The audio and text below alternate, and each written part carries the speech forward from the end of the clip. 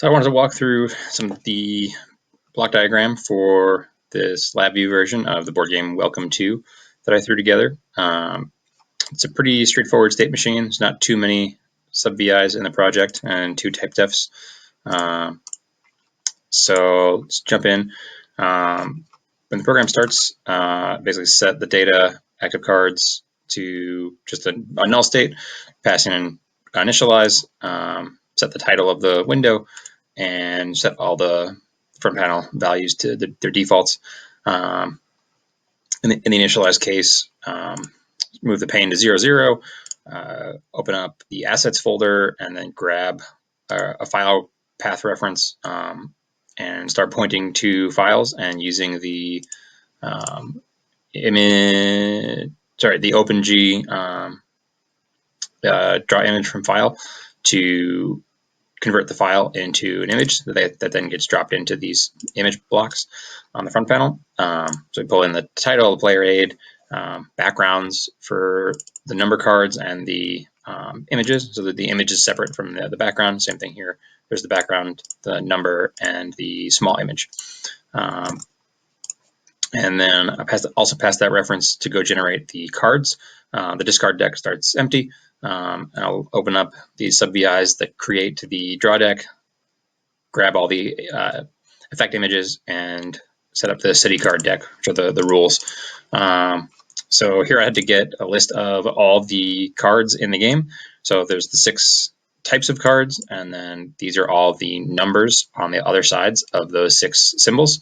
It looks a little confusing, but so I build an array of the types and an array of arrays. So I think that's a 2D array, right? Yeah, 2D array of all the numbers. We loop through the first part of the array, and then we loop through every number. So for each, we're looping through each set of numbers for each type of card. And then I'm using a trick with variant attributes here that I saw someone demo at a user group meeting, where you set a name and then you apply a value. So here I'm setting the effect with the name of the card and the value with the number on the other side. And I'm passing these out as an array, and then concatenating the final array. So I have a 1D array of all of the cards with effects and values for the symbol and the number on the card. And also outputting the list of all of the 6 types of cards. Those get passed into the effect images. Pretty similar. Loop through all the images. It's a little confusing because I also append the word small and loop through those. The files I have a small version of each image. And then what's happening down here? Oh yeah, down here I'm setting the attribute. Now here I'm actually in both of these 2 loops, I'm setting the attribute. So instead of doing separate variants in an array, this is one variant that contains all of the images. So here, first on the left, I grabbed image references for all the images. And since I know the order that they're in, I'm then, based on the name of the image or the name of the image with small, I'm setting the variant attribute to the image reference itself. So that way I have one variant that has that contains references to every single image that I need to display on for the cards. It's a little confusing, but it works out fairly elegantly, I thought, and it was a fun way to play with variant attributes. City plan cards work similarly. These are the rule cards. I won't get into all the logic here. There's advanced rules down at the bottom and basic rules at the top. There's only advanced rules for 2 of the decks, so that's why there's only 2 here and not 3. And we're just building the name of the file based on how I named the files, so, and generating an array of all of the rules. So it's just like the cards, each rule has a single item in the array. So we're going to reset. The next state we're going to pass is the reset state. If we go to reset, this Looks a little confusing, but I'll break it down. So on the bottom here, just to start there, the way I did the X's on the front panel when it runs is using decals, which is, I had never used decals before. They're pretty weird. You can't reference them directly. So I have to get from the VI reference, I grab all the decorations, I guess they're called, and then I loop through all the decorations and I make them invisible. Right. So there's no way to directly say, the one specific decoration.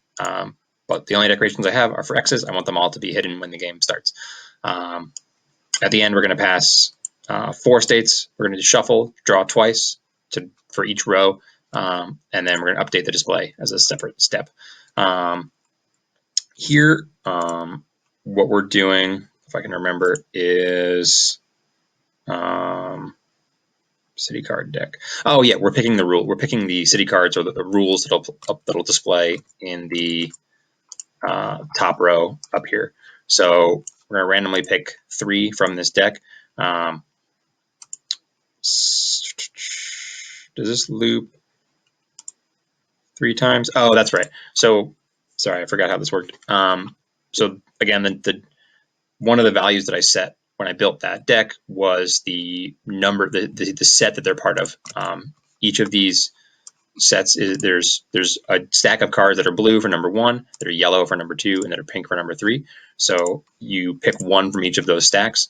So first I take the list of all of the. So I'm looping through every single card in that deck, and I'm going to use conditional terminals to generate the stacks that I'm going to randomly pick from. So I separate them out by set. So set 1, set 2, set 3, and 0 is just the default value. And then this could probably be done with an OR instead of a select. But if you're using the advanced rules, it'll and it's not a base card, it'll include it. But if you're not using the advanced rules and it's not a base card, it will exclude the card from the draw.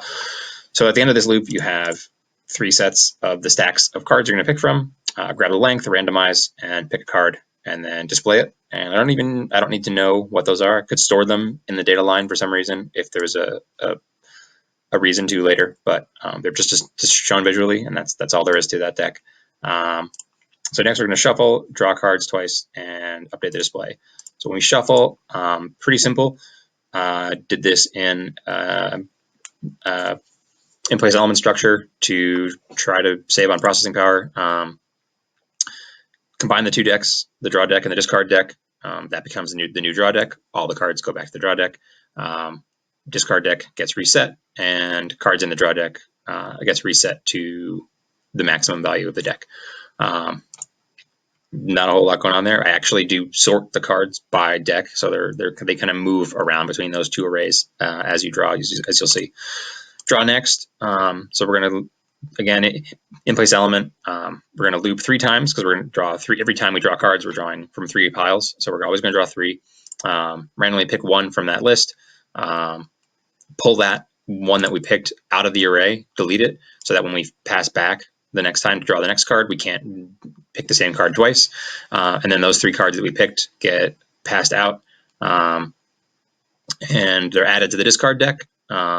And that becomes the new discard deck. The draw deck becomes the draw deck minus those 3 cards, and the 3 cards that were picked get fed into this active cards shift register that has the most recent value and the value before that. So when a card gets flipped over, the other side of that card will be displayed for its symbol, but the first time a card is drawn, it'll be displayed for its number.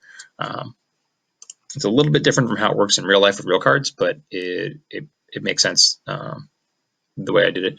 I don't know why I have a 5 millisecond delay here, but I might have been stress testing it or just trying to make the randomness work better. So we're going to draw twice because we need to draw the first set of the top cards that go on top, and then flip those over to have 2 rows of cards. So now we're going to update the display. It looks a little more complicated than it is. So we take the 3 cards that were drawn first, and we're going to use them for their symbol. So I grab that array of 3 cards. I index that array so I get all 3 cards. And And then I'm pulling out the attribute effect, because that's the symbol. And then from that'll give me the name of the symbol on the card. And then from the deck of images, or not even deck of images, from the single variant that contains all the image references, I then pull out the reference to the image on that card and show that in the box for that card. Similar thing happens for numbers. So with the second set of cards that were drawn, they get broken out. I pull out the value this time because I just care about the number that's on the card, or I first care about the number, and I display the value in this box. And then I pull out the effect and I append underscore small to get the image reference for the small image to display the preview of what's coming next. So this image will then go into the bottom row the next time we draw more cards. And then we're going to do wait for event and sit there and wait on the user to do something. So that's initialize, shuffle, draw, update. Wait for event has our event structure in it. You can exit, and just a simple one button dialog that either exits or goes back to waiting if you cancel. Panel close, same thing. We discard the panel close event and treat it just like an exit. Reset asks if you're sure. If you're not, keep waiting. If you're sure, calls reset and does everything we just ran through. Draw next will, if the draw deck is empty and you are prompting for an empty draw deck, then it'll prompt you. If you skip the prompt, then you just wait. If you go forward, or if that prompt is just not set, then either we will shuffle, draw, and update if the deck is empty, or we'll draw and update if the deck is not empty. If the player clicks reshuffle, we basically do what was in the reset: shuffle, draw, and update display. If you press the history button, we're going to pass the discard deck into this really simple sub VI that cycles through everything in the discard deck, formats it into the way you saw when in the other video, and displays it. Or if there's nothing in that array, or in the array, then it just displays no history. And then we're going to wait again. And then scoring, if you click on any of the scorecards, the decorations will be made visible. This is the worst part of the whole program. Again, you can't reference decorations directly, so I just had to trial and error. I know for scoring card 1, it's decorations 2 and 5. For scoring card 2, it's 1 and 4, and for scoring card 3, it's 0 and 3. That's just the order I created them in, the order they're referenced when you make this call, but it works. That's all of the event cases in wait for event. If an error pops up, there's a little error box, a little display, and I'm just going to clear the error and keep running. No fancy error handling here. And then reset, we already talked about, and exit. Just show the error, because just so everything is hidden. Everything that was hidden is shown, and we stop the program. And on stop, we will display errors, and depending on if you're in the runtime engine, we'll exit the application, and if you're not, we'll just stop. So yeah, that's this fairly straightforward state machine with a fun use of a couple of features of LabVIEW that were new. So yeah, thanks.